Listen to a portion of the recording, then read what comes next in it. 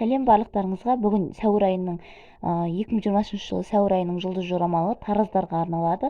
Таразылар, жалпы айдың атмосферасы қалай болады?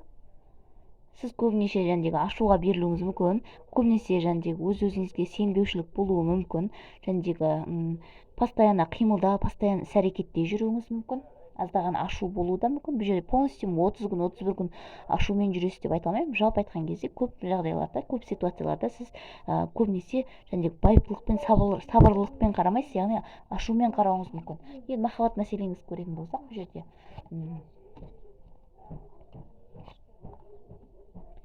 жерде сіздің яғни көңіліңіз қалған, жүрегіңіз жараланған адамыңыз, яғни сізді жүрегіңіз жараланған адам, яғни сізге алдағы уақытта жүрегіңізді жаралаған адам сіздің қайтадан көңіліңізді табуға келуі мүмкін. Бұл жерде яғни сіз бұл жерде өзіңіздің яғни көңіліңіз түсіп, жүрегіңіз жаралы болып, жауапсыз махаббат деген сияқты нәрселер болатын болса, яғни ол кезде сіз оның барлығын ұмытып жаңа переменге дайынсыз, яғни жаңа қарым-қатынасқа дайынсыз.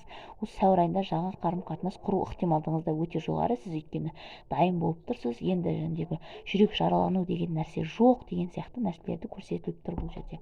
Енді денсаулық мәселеңізді көре кетейік.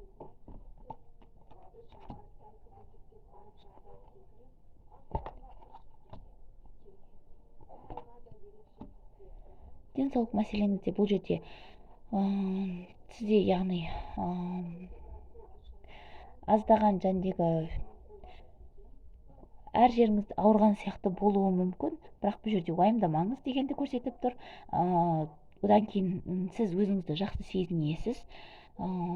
Денсаулық жағынан сізде ауыр нәрселерді көріп тұрған жоқпын, ешқандай да тұрақты болады, яғни өзіңізді үйіңізде көбінесе жайлы сезінесіз дегенді көрсетіп тұр бұл жерде. Құр переживания, құр уайым болмасын бұл жерде. Яғни сіз бір жерге больницаларға барған кезде денсаулық мәселеңізді қарауға, яғни врачтармен, яғни медбикелермен келіспеушіліктер, түсініспеушіліктер, яғни түсінбеу деген сияқты нәрселер болуы мүмкін аздап, бірақ бұл бекер, яғни уайымдамаңыз. Сіздің ауырып жүрген жерлеріңіз бұл просто қорқатын нәрсе емес. Енді финанс жағдайыңызды көретін болсақ, сізге финанс жағынан алдағы уақытта прибыль түсейін деп тұр, яғни біреуден көмек, немесе крупный қаржы, немесе жұмысыңызға байланысты жақсы жаңалық, жұмысыңызда өсу, яғни повышение, жалпы жақсы коллектив, сізге көп адамдар сізге көмек қолын созатындығы көрсетіліп тұр бұл жерде. Өзіңізге сенімді болыңыз дегенді көрсетіп тұр. Қаржылық жағынан сізде яғни шексіздік бұл жерде. Міне шексіздік деген уже бұл сізде барлығы бар, яғни қорықпасаңыз болады. Алдағы уақытта сіздің өмір сүруіңізге жетерлікке қарсы түсетіндігі көрініп тұр бұл жерде.